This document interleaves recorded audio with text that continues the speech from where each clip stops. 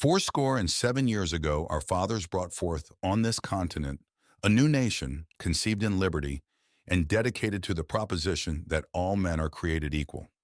Now we are engaged in a great civil war, testing whether that nation or any nation so conceived and so dedicated can long endure. We are met on a great battlefield of that war. We have come to dedicate a portion of that field as a final resting place for those who here gave their lives that that nation might live. It is altogether fitting and proper that we should do this. But in a larger sense, we cannot dedicate, we cannot consecrate, we cannot hallow this ground. The brave men, living and dead, who struggled here, have consecrated it far above our poor power to add or detract.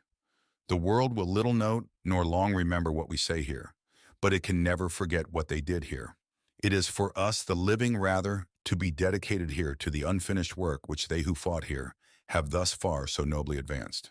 It is rather for us to be here dedicated to the great task remaining before us, that from these honored dead we take increased devotion to that cause for which they gave the last full measure of devotion, that we here highly resolve that these dead shall not have died in vain, that this nation under God shall have a new birth of freedom, and that government of the people, by the people, for the people, shall not perish from the earth.